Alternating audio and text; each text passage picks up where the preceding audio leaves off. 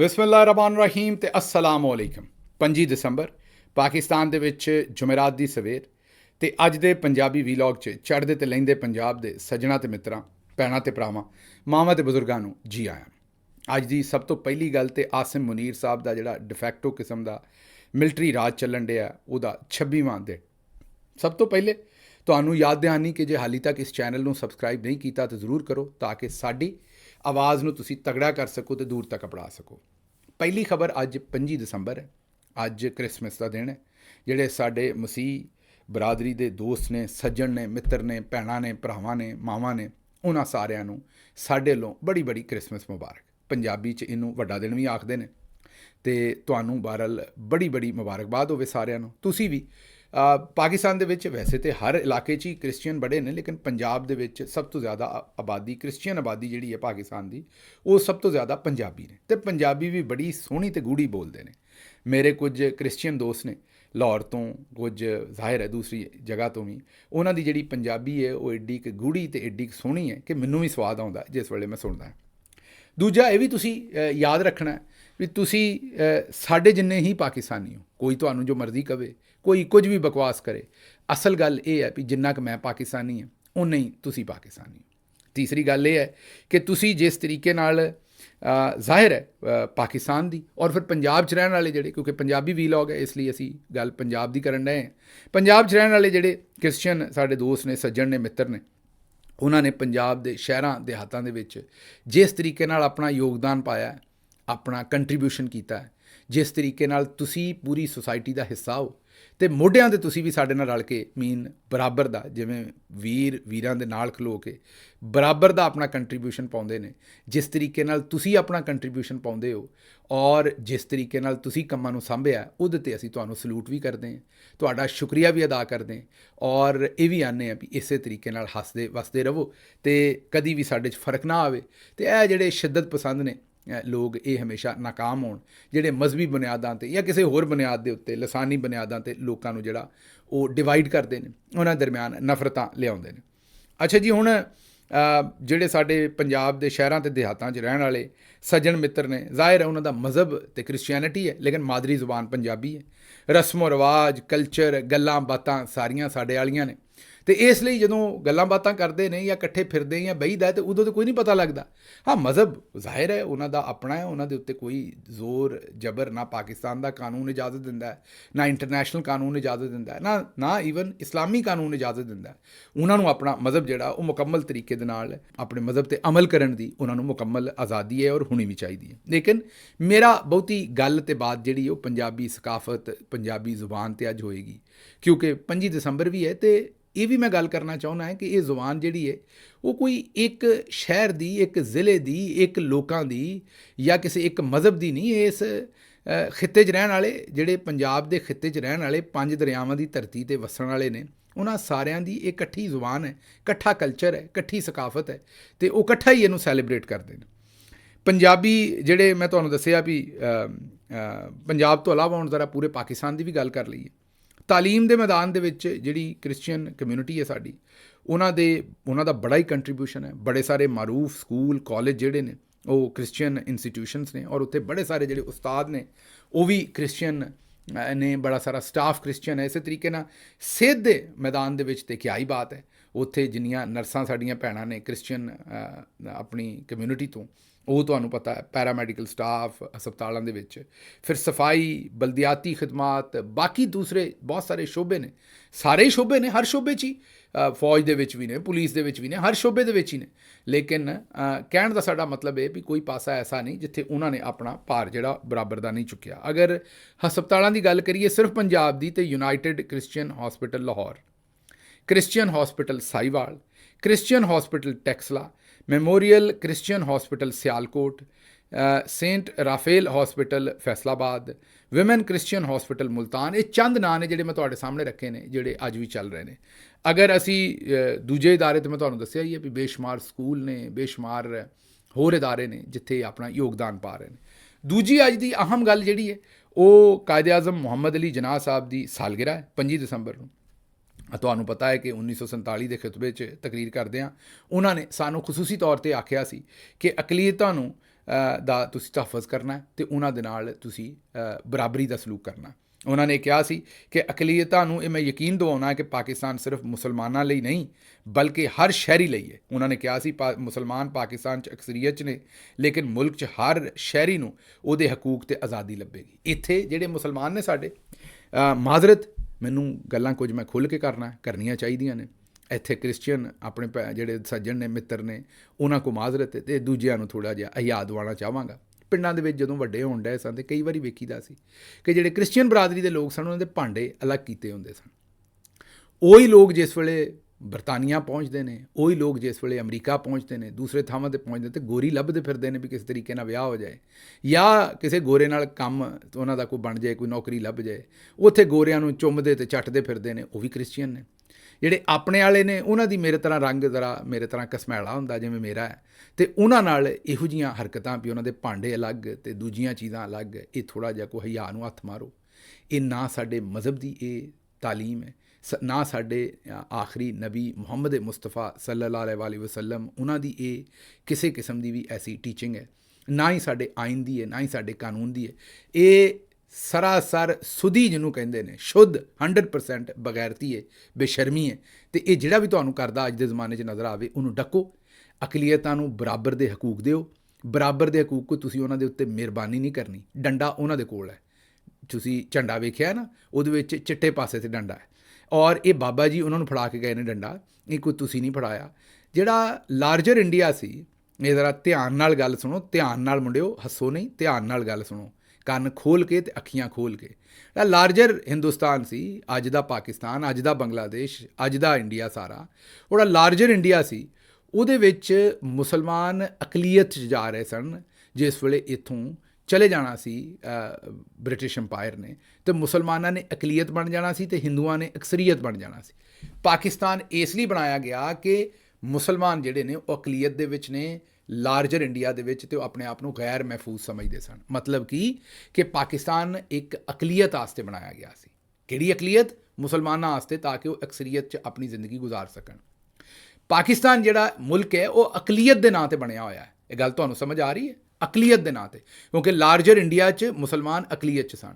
ਜਿਸ ਵੇਲੇ ਪਾਕਿਸਤਾਨ ਬਣ ਗਿਆ ਅਤੇ ਉਹ ਜਿਹੜੀ ਅਕਲੀਅਤ ਸੀ ਉਹ ਅਕਸਰੀਅਤ ਬਣ ਗਈ, ਅਤੇ ਜ਼ਾਹਿਰ ਹੈ ਇੱਥੋਂ ਵਾਲੇ ਜਿਹੜੇ ਕ੍ਰਿਸਚੀਅਨ ਨੇ, ਸਿੱਖ ਨੇ, ਹਿੰਦੂ ਨੇ, ਦੂਸਰੇ ਮਜ਼ਾਹਬ ਨੇ, ਉਹ ਅਕਲੀਅਤ ਬਣ ਗਏ।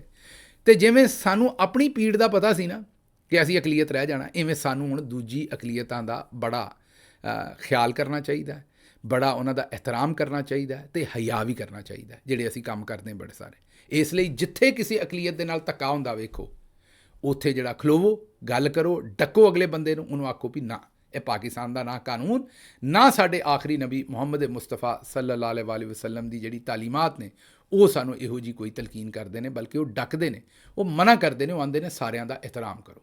ਅਤੇ ਇਹ ਤੁਸੀਂ ਜ਼ਰਾ ਖਸੂਸੀ ਤੌਰ 'ਤੇ, ਮੇਰੀ ਖਸੂਸੀ ਰਿਕੁਐਸਟ ਦੇ ਤੌਰ 'ਤੇ, ਅਕਲੀਅਤਾਂ ਨੂੰ ਤੁਸੀਂ ਖਾਸ ਤੁਸੀਂ ਜਿਹੜਾ ਉਹਦੇ 'ਤੇ ਮਿਹਰਬਾਨੀ ਕਰਨੀ। ਅੱਛਾ, ਅਗਲੀ ਖਬਰ ਜਿਹੜੀ ਮੈਂ ਤੁਹਾਨੂੰ ਦੇਣੀ ਹੈ ਉਹ ਇਹ ਹੈ ਕਿ ਪੰਜਾਬੀ ਜ਼ੁਬਾਨ ਦੀ ਵੀ ਥੋੜ੍ਹੀ ਜਿਹੀ ਖਿਦਮਤ ਕਰੋ। ਇਹ ਜਿਹੜੇ ਮਜ਼ਾਕ ਉਡਾਉਂਦੇ ਹੋ ਇਹ ਬੰਦ ਕਰੋ। ਪੰਜਾਬੀ ਜ਼ੁਬਾਨ ਨੂੰ ਪਿਛਲੇ 17 ਸਾਲਾਂ ਦੇ ਵਿੱਚ ਉਹਦੀ ਤਬਾਹੀ ਕਰਕੇ, ਜਾਂ ਮੇਰਾ ਖਿਆਲ ਕੋਈ 100 ਸਾਲ ਦੇ ਵਿੱਚ, ਉਹਨੂੰ ਗੈਰ ਫਾਲ ਕਰ ਦਿੱਤਾ ਗਿਆ। ਉਹਨੂੰ ਇਹ ਦੱਸਿਆ ਗਿਆ ਵੀ ਇਹ ਬਲੂ ਕਾਲਰਸ ਦੀ ਜੌਬ ਹੈ। ਇਹ ਅੱਜ ਕੱਲ੍ਹ ਦੇ ਜਿਹੜੇ ਸ਼ਹਿਰਾਂ 'ਚ ਰਹਿਣ ਵਾਲੇ ਲੋਕ ਨੇ ਨਾ, ਉਹਨਾਂ ਨੂੰ ਪੁੱਛੋ ਕੁੜੀਆਂ ਮੁੰਡਿਆਂ ਨੂੰ ਪੰਜਾਬੀ ਆਉਂਦੀ? ਉਹ ਨਹੀਂ, ਕੰਮ ਵਾਲੀ ਨਾਲ ਬੋਲਦੇ ਆ, ਅੰਮੀ ਅੱਬੂ ਨਾਲ ਤਾਂ ਨਹੀਂ ਬੋਲਦੇ, ਮਤਲਬ ਪੰਜਾਬੀ ਕੰਮ ਵਾਲੀ ਨਾਲ ਬੋਲਦੇ ਨੇ। ਉਹਨਾਂ ਨੂੰ ਲੱਗਦਾ ਵੀ ਇਹ ਪਿੰਡਾਂ 'ਚ ਰਹਿਣ ਵਾਲੇ ਪੇਂਡੂ ਸ਼ੇਂਡੂ ਜਿਹੜੇ ਨੇ ਐਵੇਂ ਰਿਫ ਰੈਫ ਉਹ ਪੰਜਾਬੀ ਬੋਲਦੇ ਨੇ। ਪੰਜਾਬੀਆਂ ਨੂੰ ਆਪਣੇ ਬੱਚਿਆਂ ਨਾਲ ਪੰਜਾਬੀ ਬੋਲਦਿਆਂ ਸ਼ਰਮ ਆਉਂਦੀ ਹੈ। ਮੈਂ ਤਾਂ ਹੈਰਾਨ ਤੇ ਪਰੇਸ਼ਾਨ ਹੈ। ਮਤਲਬ ਜਿਹੜੇ ਦਾਦਾ ਦਾਦੀ ਨੂੰ ਉਰਦੂ ਚੰਗੀ ਤਰ੍ਹਾਂ ਨਹੀਂ ਆਉਂਦੀ, ਉਹ ਬੱਚੇ ਨਾਲ ਉਰਦੂ ਹੀ ਬੋਲਦੇ ਨੇ। ਭਾਈ ਮਰੋ, ਪੰਜਾਬੀ ਬੋਲੋ ਉਹਦੇ ਨਾਲ, ਉਹ ਆਪੇ ਸਿੱਖ ਲੇਗਾ ਉਰਦੂ। ਅਸੀਂ ਸਾਡੇ ਘਰਾਂ ਵਾਲਿਆਂ ਨੇ ਸਾਡੇ ਨਾਲ ਪੰਜਾਬੀ ਬੋਲੀ ਸੀ, ਗੂੜੀ ਪੰਜਾਬੀ ਬੋਲੀ ਸੀ। ਉਹਨਾਂ ਨੂੰ ਕਿੱਥੋਂ ਉਰਦੂ ਆਉਂਦੀ ਸੀ? ਜਦੋਂ ਅਸੀਂ ਜੰਮੇ ਸਾਂ ਅਤੇ ਵੱਡੇ ਹੋ ਰਹੇ ਸਾਂ, ਕੀ ਫਰ ਉਰਦੂ ਬੋਲਦੇ ਹਾਂ ਅਸੀਂ ਕਿ ਨਹੀਂ? ਅੰਗਰੇਜ਼ੀ ਵੀ ਮਾੜਾ ਚੰਗਾ ਮੂੰਹ ਮਾਰ ਹੀ ਲੈਂਦੇ, ਬਾਜੀ ਮਰੀਮ ਤੋਂ ਤਾਂ ਚੰਗਾ ਹੀ ਮਾਰ ਲੈਂਦੇ। ਇਹ ਬੱਚੇ ਆਪੇ ਹੀ ਸਾਰੀਆਂ ਚੀਜ਼ਾਂ ਸਿੱਖ ਲੈਂਦੇ ਨੇ। ਇਹ ਦਾਦਾ ਦਾਦੀ, ਤਾਇਆ ਤਾਈ, ਨਾਨਾ ਨਾਨੀ, ਇਹ ਤੁਸੀਂ ਕਿਹੜੇ ਚੱਕਰ ਦੇ ਵਿੱਚ? ਅੱਛਾ, ਉਰਦੂ ਵੀ ਨਹੀਂ ਚੰਗੀ ਬੋਲਣੀ ਆਉਂਦੀ ਬਜ਼ੁਰਗਾਂ ਨੂੰ, ਉਹ ਪੰਜਾਬੀ 'ਚ ਹੀ ਉਰਦੂ ਬੋਲਣ ਡਏ ਹੁੰਦੇ ਨੇ, ਪਰ ਸਾਰਿਆਂ ਨੇ। ਅੱਛਾ, ਜਿਹੜਾ ਹੁਣ ਗਾਂਹ ਕੰਮ ਵਧਿਆ, ਇਸ ਤੋਂ ਵੀ ਗਾਂਹ ਕੰਮ ਵਧਿਆ ਖੜਾ ਅੱਜ ਕੱਲ੍ਹ, ਉਹ ਬੱਚਿਆਂ ਨਾਲ ਅੰਗਰੇਜ਼ੀ ਬੋਲਦੇ ਨੇ। ਉਹ ਕੋ ਖੁਦਾ ਦਾ ਨਾਂ ਲਵੋ, ਆਪਣੀ ਜ਼ੁਬਾਨ ਬੋਲਿਆ ਕਰੋ। ਬੱਚਿਆਂ ਨੇ ਅੰਗਰੇਜ਼ੀ ਉਰਦੂ ਆਪੇ ਹੀ ਸਕੂਲ 'ਚ ਸਿੱਖ ਲੈਣੀ। ਜਦੋਂ ਤੁਹਾਨੂੰ ਜੋ ਨਹੀਂ ਆਉਂਦੀ ਅੰਗਰੇਜ਼ੀ ਅਤੇ ਉਰਦੂ, ਅਤੇ ਉਹਨਾਂ ਦੀ ਅੰਗਰੇਜ਼ੀ ਅਤੇ ਉਰਦੂ ਤੁਸੀਂ ਖਰਾਬ ਕਰਦੇ ਹੋ ਬੋਲ ਕੇ, ਉਹਨਾਂ ਨਾਲ ਸੰਘਣੀ ਨਿੱਘੀ ਗੂੜੀ ਪੰਜਾਬੀ ਬੋਲੋ, ਸੁਥਰੀ ਕਿਸਮ ਦੀ। ਉਹਨਾਂ ਦੀ ਪੰਜਾਬੀ ਤਾਂ ਕਿ ਇੰਪਰੂਵ ਹੋਵੇ, ਸਕੂਲੇ ਜਾ ਕੇ ਉਹ ਆਪੇ ਹੀ ਚੰਗੀ ਅੱਛੀ ਉਰਦੂ ਵੀ ਸਿੱਖ ਲੈਣਗੇ ਅਤੇ ਅੰਗਰੇਜ਼ੀ ਵੀ ਸਿੱਖ ਲੈਣਗੇ। ਤੁਸੀਂ ਜਿਹੜੀ ਉਹਨਾਂ ਨੂੰ ਅੰਗਰੇਜ਼ੀ ਅਤੇ ਉਰਦੂ ਸਿਖਾਉਣੀ ਹੈ ਉਹ ਭੈੜੀ ਸਿਖਾਉਣੀ ਹੈ, ਅਤੇ ਉਹਦੇ ਨਾਲੋਂ ਬਿਹਤਰ ਹੈ ਵੀ ਤੁਸੀਂ ਉਹਨਾਂ ਨਾਲ ਨਾ ਬੋਲੋ। ਇਸ ਲਈ ਜਿਹਦੇ ਘਰ ਜਾ ਕੇ ਪੁੱਛੋ ਬੇਟਾ ਕਿਆ ਹਾਲ ਹੈ, ਉੱਥੇ ਪੁੱਛੋ ਵੀ ਪੁੱਤਰ ਕੀ ਹਾਲ ਹੈ ਤੇਰਾ, ਠੀਕ ਹੈ, ਤਗੜਾ ਹੈ। ਮਤਲਬ ਕਿ ਆਪਣੀ ਜ਼ੁਬਾਨ ਨੂੰ ਥੋੜ੍ਹਾ ਜਿਹਾ ਉਹਦੀ ਵੀ ਇੱਜ਼ਤ ਕਰੋ। ਇਹ ਹੁਣ ਜ਼ਰਾ ਤੁਹਾਨੂੰ ਅੱਜ ਦੀ ਸੂਰਤ ਹਾਲ ਰੱਖਣੇ ਸਾਹਮਣੇ। ਪੰਜਾਬੀ ਬੋਲੀ ਜਾਂਦੀ ਹੈ ਅਤੇ ਠੱਠੇ ਵਾਸਤੇ, ਮਜ਼ਾਕ ਵਾਸਤੇ, ਭੌਂਡੇ ਤਰੀਕੇ ਵਾਸਤੇ ਉਹਦਾ ਮਜ਼ਾਕ ਉਡਾਇਆ ਜਾਂਦਾ। ਮਸਲਨ ਇਹ ਜ਼ਰਾ ਗੌਰ ਕਰੋ ਕਿ ਸੜਕਾਂ ਦੇ ਉੱਤੇ ਬੋਰਡ ਲਵਾਏ ਨੇ ਬਾਜੀ ਮਰੀਅਮ ਨੇ, ਉਹ ਆਂਦੀ ਹੈ ਕਿ ਮੋਬਾਈਲ ਛੱਡ ਅਤੇ ਹੈਂਡਲ ਫੜ। ਵਾਹ ਮਾਸ਼ਾ ਅੱਲਾ ਮਾਸ਼ਾ ਅੱਲਾ। ਇਹ ਜ਼ਰਾ ਜੁਮਲਾ ਦੇਖੋ, ਇੰਝ ਲੱਗਦਾ ਕਿਸੇ ਸੜਕ ਛਾਪ ਬੰਦੇ ਨੇ ਜੁਮਲਾ ਲਿਖਿਆ, ਉੱਤੇ ਬਾਜੀ ਮਰੀਅਮ ਦੀ ਤਸਵੀਰ ਲੱਗੀ। ਮੋਬਾਈਲ ਛੱਡ ਅਤੇ ਹੈਂਡਲ ਫੜ। ਅੱਛਾ ਹੁਣ ਜਿਹੜਾ ਕਾਰ ਚਲਾਉਣ ਡਿਆ ਉਹ ਕਿਹੜਾ ਹੈਂਡਲ ਫੜੇ ਜੀ? ਇੱਕ ਤਾਂ ਦੰਦ ਬੜੇ ਕੱਢਦੇ ਜੇ ਤੁਸੀਂ, ਮੈਨੂੰ ਆਪ ਦੱਸ ਦਿਓ ਤੁਸੀਂ ਸਾਰੇ। ਮੈਂ ਮੁੰਡਿਆਂ ਦੀ ਗੱਲ ਕਰਦਾ, ਬਜ਼ੁਰਗ ਨਾ ਕਿਤੇ ਸਮਝ ਲੈਣ ਵੀ ਮੈਂ ਉਹਨਾਂ ਨੂੰ ਆਉਣਾ ਹੈ। ਤੁਹਾਡਾ ਤਾਂ ਮੈਂ ਸਾਰਿਆਂ ਦਾ ਇਹਤਰਾਮ ਕਰਨਾ ਹੈ, ਐਵੇਂ ਕਿਤੇ ਮੇਰੇ ਮਗਰ ਲਿੱਤਰ ਲਾ ਲੋਗੇ ਸਾਰੇ। ਮੇਰੇ ਕਹਿਣ ਦਾ ਮਤਲਬ ਹੈ ਮੁੰਡੇ ਜਿਹੜੇ ਮੁੰਡੇ ਖੁੰਡੇ ਦੰਦ ਕੱਢਣ ਡਏ ਨੇ, ਮੈਂ ਇਹਨਾਂ ਦੀ ਗੱਲ ਕਰ ਰਿਹਾ। ਮਤਲਬ ਕਿ ਗੱਡੀ 'ਚ ਤਾਂ ਸਟੀਅਰਿੰਗ ਹੁੰਦਾ, ਉੱਥੇ ਬਾਜੀ ਕਿਹੜਾ ਹੈਂਡਲ ਫੜਨ ਲੋਕੀ? ਮੇਰਾ ਮਤਲਬ ਬਾਜੀ ਹੋ ਸਕਦਾ ਕਹਿੰਦੀ ਹੋਵੇ ਵੀ ਉਹ ਗੇਅਰ ਫੜ ਲਓ, ਜਿਹੜਾ ਜਿੱਦਾਂ ਗੇਅਰ ਲਾਉਂਦੇ ਨੇ ਉਹ ਗੇਅਰ ਫੜ ਲਓ, ਅਤੇ ਉਹਨੂੰ ਫੜ ਕੇ ਕੀ ਕਰਨਾ ਬਾਜੀ ਜੀ? ਸਟੀਅਰਿੰਗ ਫੜ ਕੇ ਗੱਡੀ ਚੱਲਣੀ ਹੈ। ਪਰ ਹੁਣ ਇਹ ਜਿਹੜਾ ਜੁਮਲਾ ਹੈ ਇਹਨੂੰ ਜ਼ਰਾ ਗੌਰ ਕਰੋ, ਇਹਦੇ ਉੱਤੇ ਸੜਕਾਂ ਦੇ ਉੱਤੇ ਲਾਇਆ, ਜ਼ੁਬਾਨ ਪਿੱਛੇ ਰਹਿ ਗਈ ਹੈ, ਤਜ਼ਹੀਕ ਹੈ, ਇੰਝ ਜਿਵੇਂ ਫੜ ਨਹੀਂ ਕੋਈ ਮਾਰਨ ਡਿਆ, ਕੋਈ ਐਵੇਂ ਫੜੀਆ ਜਿਹਾ ਬੰਦਾ ਜਿਹੜਾ ਇਹ ਜੁਮਲੇ ਲਿਖਣ ਡਿਆ। ਹੁਣ ਇਹ ਹੀ ਅਗਰ ਵਾਕਈ ਪੰਜਾਬੀ 'ਚ ਲਿਖਣਾ ਹੁੰਦਾ ਅਤੇ ਇਹ ਹੈਂਡਲ ਦੀ ਜਗ੍ਹਾ ਸਟੀਅਰਿੰਗ ਲਿਖਦੇ। ਹੁਣ ਉਹ ਹੈਂਡਲ ਪਤਾ ਨਹੀਂ ਕਿਹੜਾ ਹੈਂਡਲ ਫੜਵਾਉਣਾ ਬਾਜੀ ਨੇ। ਮੇਰਾ ਮਤਲਬ ਹੈ ਕਿ ਉਹ ਗੇਅਰ ਫੜਵਾਉਣਾ ਹੈ, ਉਹ ਮੋਟਰਸਾਈਕਲ ਦਾ ਹੈਂਡਲ ਫੜਵਾਉਣਾ ਹੈ। ਮਤਲਬ ਤੁਸੀਂ ਸਟੀਅਰਿੰਗ ਆਖੋ ਜਾਂ ਆਖੋ ਵੀ ਮੋਬਾਈਲ ਛੱਡ ਅਤੇ ਡਰਾਈਵਿੰਗ 'ਤੇ ਧਿਆਨ ਦੇ, ਠੀਕ ਹੈ ਨਾ। ਇਹ ਤੁਸੀਂ ਅਗਰ ਗੱਲ ਕਹਿਣੀ ਸੀ ਤਾਂ ਇਹ ਵੀ ਪੰਜਾਬੀ 'ਚ ਬੜੀ ਸੋਹਣੇ ਤਰੀਕੇ ਨਾਲ ਕਹੀ ਜਾ ਸਕਦੀ ਹੈ। ਮੋਬਾਈਲ ਛੱਡ ਦੀ ਜਗ੍ਹਾ 'ਤੇ ਲਿਖੋ ਮੋਬਾਈਲ ਛੱਡੋ। ਉਹ ਪੰਜਾਬੀ ਇਹੋ ਜਿਹੀ ਜ਼ੁਬਾਨ ਹੈ ਜਿਹਦੇ ਵਿੱਚ ਇੱਕ ਇੱਕ ਸ਼ੈ ਦੇ ਕਈ ਲਫ਼ਜ਼ ਨੇ। ਉਰਦੂ 'ਚ ਤੁਸੀਂ ਆਂਸੂ ਆਂਦੇ ਹੋ, ਇੱਥੇ ਪੰਜਾਬੀ ਦੇ ਵਿੱਚ ਨੀਰ, ਅਥਰੂ, ਹੰਝੂ, ਪਤਾ ਨਹੀਂ ਕਿਹੜੇ ਕਿਹੜੇ ਲਫ਼ਜ਼ ਨੇ ਸਿਰਫ ਜਿਹੜਾ ਮੇਰਾ ਮਤਲਬ ਹੈ ਅਥਰੂ ਵਾਸਤੇ। ਪੰਜਾਬੀ ਤਾਂ ਏਡੀ ਗੂੜੀ ਅਤੇ ਸੋਹਣੀ ਅਤੇ ਸੁਨੱਖੀ ਜ਼ੁਬਾਨ ਹੈ। ਅੰਗਰੇਜ਼ੀ ਦੇ ਵਿੱਚ ਜਨਾਬ ਵਾਲਾ ਤੁਸੀਂ ਦੇਖਦੇ ਹੋ ਯੂ ਅਤੇ ਬਸ ਯੂ ਹੈ। ਪੰਜਾਬੀ ਦੇ ਵਿੱਚ ਜਿਸ ਨੂੰ ਪਿਆਰ ਨਾਲ ਲਾਗੇ ਆ ਕੇ ਸੀਨੇ ਨਾਲ ਠਾਹ ਕਰਕੇ ਵੱਜਣਾ ਉਹਨੂੰ ਤੂੰ ਆਖੀਦਾ, ਅਤੇ ਜਿਹੜਾ ਕੋਈ ਆਪਣੇ ਤੋਂ ਵੱਡਾ ਹੋਵੇ ਅਦਬ ਕਰਨਾ ਉਹਨੂੰ ਤੁਸੀਂ ਆਖੀਦਾ। ਅਤੇ ਪੰਜਾਬੀ ਤਾਂ ਬੜੀ ਸੋਹਣੀ ਅਤੇ ਨਿੱਘੀ ਜ਼ੁਬਾਨ ਹੈ, ਇਹਦੇ ਵਿੱਚ ਬਦਤਮੀਜ਼ੀ ਕਿੱਥੋਂ ਆ ਗਈ ਬਈ? ਇਹ ਐਵੇਂ ਮਸ਼ਹੂਰ ਕੀਤਾ ਹੈ ਪੰਜਾਬੀ ਜੀ ਇਹੋ ਜਿਹੇ ਬਦਤਮੀਜ਼ਾਂ ਦੀ ਵਜ੍ਹਾ ਤੋਂ। ਹੈਂਡਲ ਛੱਡ ਜਾਂ ਮੋਬਾਈਲ ਛੱਡ, ਮੋਬਾਈਲ ਛੱਡ ਦੀ ਜਗ੍ਹਾ 'ਤੇ ਲਿਖਦੇ ਮੋਬਾਈਲ ਛੱਡੋ, ਅਤੇ ਸਟੀਅਰਿੰਗ ਫੜ ਨਹੀਂ ਫੜੋ। ਥੋੜ੍ਹਾ ਜਿਹਾ ਕੂਲਾ ਕਰ ਲਓ ਜ਼ੁਬਾਨ ਨੂੰ, ਜਾਂ ਮੇਰਾ ਮਤਲਬ ਡਰਾਈਵਰੀ 'ਤੇ ਧਿਆਨ ਦਿਓ। ਅਤੇ ਹੁਣ ਇਹ ਤੁਸੀਂ ਜਿਹੜੇ ਹੈਂਡਲ ਫੜਵਾਉਂਦੇ ਹੋ, ਇਹ ਪਤਾ ਨਹੀਂ ਹੁਣ ਕਿਹੜੇ ਪਾਸੇ ਇਹ ਗੱਲਾਂ ਜਾਣੀਆਂ ਨੇ ਸਾਰੀਆਂ। ਅਤੇ ਬਹਰ ਮੈਂ ਇੱਥੇ ਹੀ ਰਵਾਂ ਤਾਂ ਬਿਹਤਰ ਹੈ, ਫਿਰ ਗਾਂ ਦੀ ਗੱਲ ਗਾਂ ਨਿਕਲ ਜਾਂਦੀ, ਫਿਰ ਸਾਰੇ ਤੁਸੀਂ ਜਿਹੜਾ ਮਖੌਲ ਉਡਾਉਂਦੇ ਹੋ। ਇਹ ਸਾਡੇ ਸਾਰਿਆਂ ਦਾ ਹੀ ਇਹ ਹਾਲ ਹੈ। ਪਿਛਲੇ ਦਿਨੋਂ ਇੱਕ ਮੈਂ ਕਲਿੱਪ ਵੇਖਿਆ, ਤੁਹਾਨੂੰ ਥੋੜ੍ਹਾ ਜਿਹਾ ਸੁਣਵਾ ਵੀ ਦਿੰਦੇ। ਕਲਿੱਪ ਵੇਖਿਆ ਕਿ ਮਨਸੂਰ ਅਲੀ ਖਾਨ ਸਾਹਿਬ ਦੇ ਸ਼ੋਅ ਦੇ ਉੱਤੇ ਆਪਣੇ ਲੌਂਡਾ ਲਪਾੜਾ ਜੀ ਮਾਹਿਰਾ ਖਾਨ ਆਈ। ਉਹਨੇ ਕਿਉਂਕਿ ਫਿਲਮ ਸੀ ਕੋਈ ਮੇਰੇ ਖਿਆਲ ਮੌਲਾ ਜੱਟ ਅਤੇ ਦੂਜੀ ਜਾਂ ਕੋਈ ਨਵੀਂ ਆ ਰਹੀ ਸੀ, ਉਹ 'ਚ ਪੰਜਾਬੀ ਬੋਲੀ ਹੋਏਗੀ, ਮੇਰੇ ਇਲਮ 'ਚ ਨਹੀਂ। ਲੇਕਿਨ ਉਹ ਕਿਉਂਕਿ ਉਰਦੂ ਸਪੀਕਿੰਗ ਨੇ ਮੇਰਾ ਖਿਆਲ ਮਾਹਿਰਾ ਖਾਨ, ਤੋਂ ਉਹਨਾਂ ਨੇ ਆਖਿਆ ਵੀ ਪੰਜਾਬੀ ਜ਼ੁਬਾਨ ਜਿਹੜੀ ਹੈ ਉਹ ਬੜੀ ਖੂਬਸੂਰਤ ਹੈ ਅਤੇ ਇਹ ਜਜ਼ਬਾਤੀ ਜ਼ੁਬਾਨ ਹੈ, ਜਜ਼ਬਾਤ ਦੀ ਬੜੀ ਅਕਾਸੀ ਕਰਦੀ ਹੈ, ਬੇਮਿਸਾਲ ਜ਼ੁਬਾਨ ਹੈ, ਅਤੇ ਇਹਦੀ ਜਗ੍ਹਾ ਕੋਈ ਹੋਰ ਜ਼ੁਬਾਨ ਨਹੀਂ ਲੈ ਸਕਦੀ। ਉਹ ਆਪਣੇ ਵੱਲੋਂ ਇੱਕ ਆਪਣਾ ਐਕਸਪੀਰੀਅੰਸ ਸ਼ੇਅਰ ਕਰ ਰਹੇ ਸੀ। ਹੁਣ ਇਹ ਐਸੀ ਇੱਕ ਖਾਤੂਨ ਗੱਲ ਕਰ ਰਹੀ ਹੈ ਜਿਹੜੀ ਪੰਜਾਬੀ ਨਹੀਂ, ਅੱਗੋਂ ਜਿਹੜਾ ਪੰਜਾਬੀ ਹੈ ਉਹ ਰੰਗਬਾਜ਼ ਮੱਥੇ ਰੰਗ ਦਿਆਂਗੇ। ਆਪਣੇ ਜਿਹੜੇ ਲੌਂਡਾ ਲਪਾੜਾ ਜੀ ਨੇ ਉਹ ਬੋਲਦੇ ਹੀ ਇੰਝ ਨੇ ਥੜੇਬਾਜ਼ੀ ਦੇ ਤਰੀਕੇ ਨਾਲ, ਉਹਨਾਂ ਨੂੰ ਇਹ ਲੱਗਦਾ ਇੰਝ ਕਰਕੇ ਬੰਦਾ ਦਲੇਰ ਲੱਗਦਾ ਬੋਲ ਕੇ, ਉਹ ਸਿੱਧੀ ਗੱਲ ਹੀ ਨਹੀਂ ਕਰਦੇ। ਲੇਕਿਨ ਖੈਰ ਉਹਨਾਂ ਦਾ ਵੀ ਕਸੂਰ ਨਹੀਂ, ਜਿਹੋ ਜੀ ਉਹਨਾਂ ਦੀ ਵੀ ਪਰਸਨੈਲਿਟੀ ਹੈ ਉਹਨਾਂ ਨੇ ਉਹੀ ਗੱਲ ਕਰਨੀ। ਲੇਕਿਨ ਬਹਰਹਾਲ ਅੱਗੇ ਚੱਲਦੇ। ਉਹਨਾਂ ਨੇ ਜਿਸ ਵੇਲੇ ਮਾਹਿਰਾ ਖਾਨ ਸਾਹਿਬਾ ਨੇ ਕਿਹਾ ਵੀ ਇਹ ਖੂਬਸੂਰਤ ਜਜ਼ਬਾਤੀ ਅਤੇ ਬੇਮਿਸਾਲ ਜ਼ੁਬਾਨ ਹੈ, ਅਤੇ ਉਹਨਾਂ ਨੂੰ ਅੱਗੋਂ ਕੋਈ ਚੰਗੀਆਂ ਮਿਸਾਲਾਂ ਦੇਣੀਆਂ ਚਾਹੀਦੀਆਂ ਸਨ। ਉਹਨਾਂ ਨੂੰ ਅੱਗੋਂ ਵਾਰਿਸ ਸ਼ਾਹ ਦੀ ਕੋਈ ਪੋਇਟਰੀ ਬੋਲ ਦੇਣੀ ਚਾਹੀਦੀ ਸੀ, ਬਾਬਾ ਬੁੱਲੇ ਸ਼ਾਹ ਦੀ ਕੋਈ ਗੱਲ ਬੋਲ ਦੇਣੀ ਚਾਹੀਦੀ ਸੀ, ਬਾਬਾ ਫਰੀਦ ਦੀ ਕੋਈ ਗੱਲ ਬੋਲ ਦੇਣੀ ਚਾਹੀਦੀ ਸੀ, ਸਮਝਦੇ ਹੋ ਨਾ, ਜਾਂ ਕੋਈ ਹੋਰ ਕੋਈ ਐਡੇ ਸਾਰੇ ਪੰਜਾਬੀ ਲਿਖਾਰੀ ਨੇ ਕੋਈ ਹੋਰ ਗੱਲ ਕਰ ਦੇਣੀ ਚਾਹੀਦੀ ਸੀ, ਪੰਜਾਬੀ ਦੀ ਕੋਈ ਗੂੜੀ ਨਿੱਘੀ ਅਤੇ ਸੰਘਣੀ ਗੱਲ ਕਰ ਦੇਣੀ ਚਾਹੀਦੀ ਸੀ।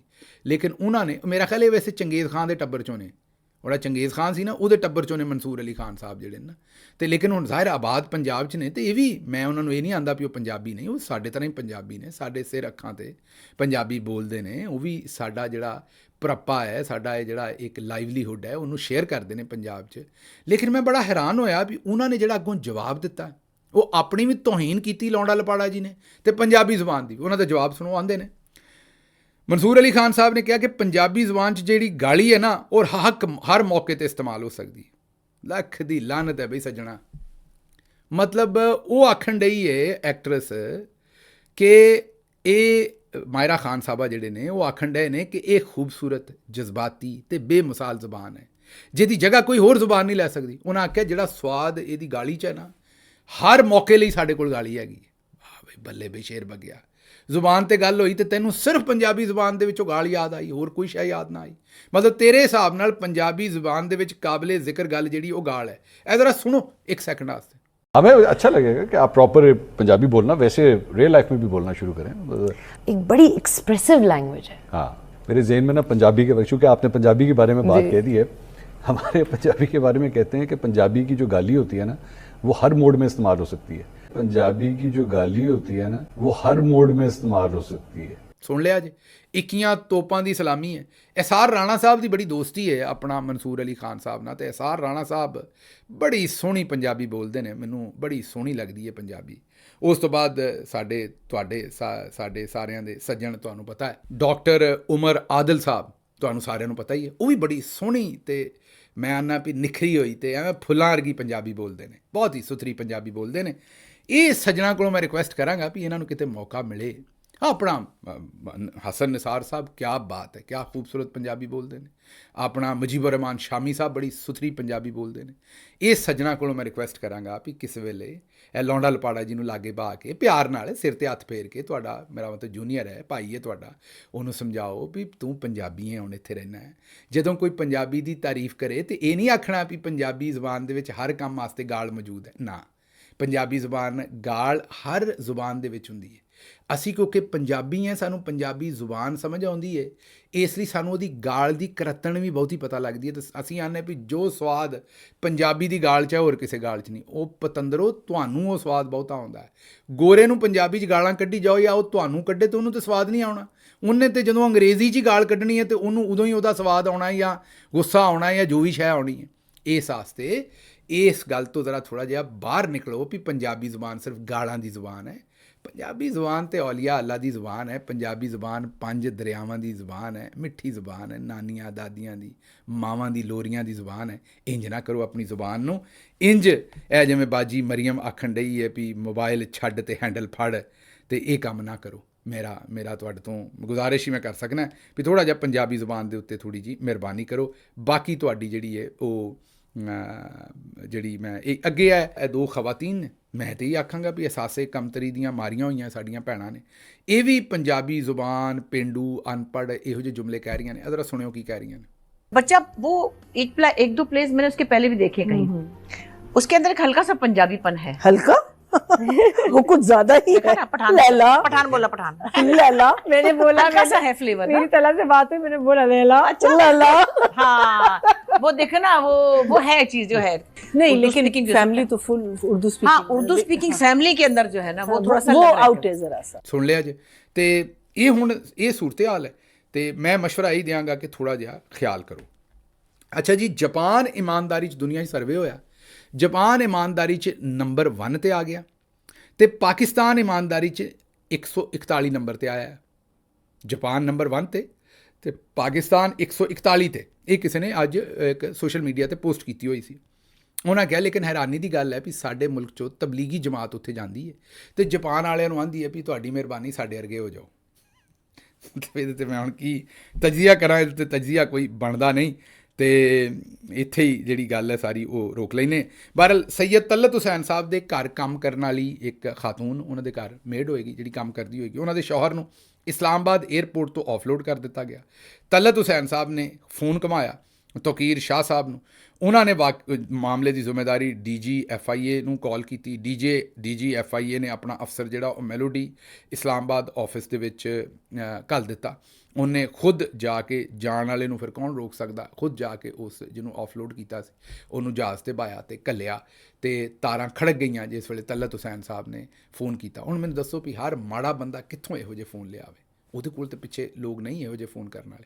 ਇਸ ਲਈ ਮਿਹਰਬਾਨੀ ਕਰੋ, ਮੁਲਕ ਦੇ ਵਿੱਚ ਕਾਨੂੰਨ ਇਹੋ ਜਿਹਾ ਰਹਿਣ ਦਿਓ ਵੀ ਮਾੜੇ ਬੰਦੇ ਦੀ ਵੀ ਸੁਣੀ ਜਾਏ। ਹਰ ਬੰਦੇ ਨੂੰ ਤਲਤ ਹੁਸੈਨ ਨਹੀਂ ਲੱਭਣਾ। ਉਹਦੇ ਘਰ ਤਲਤ ਹੁਸੈਨ ਦੇ ਘਰ ਕੰਮ ਕਰਨ ਵਾਲੀ ਜਿਹੜੀ ਖਾਤੂਨ, ਉਹਦਾ ਵੀ ਹੱਕ ਸੀ ਜਾਣਾ, ਉਹਨੂੰ ਵੀ ਆਫਲੋਡ ਨਹੀਂ ਸੀ ਕਰਨਾ ਚਾਹੀਦਾ। ਲੇਕਿਨ ਹਰ ਬੰਦਾ ਇਹੋ ਜਿਹੇ ਫੋਨ ਕਿੱਥੋਂ ਲੱਭੇਗਾ? ਥੋੜ੍ਹੀ ਜਿਹੀ ਮਿਹਰਬਾਨੀ ਕਰੋ, ਆਸਰਾ ਕਰਾਓ ਲੋਕਾਂ ਨੂੰ। ਮੈਨੂੰ ਇੱਥੋਂ ਦਿਓ ਇਜਾਜ਼ਤ ਤੇ ਰੱਬ ਰੱਖ।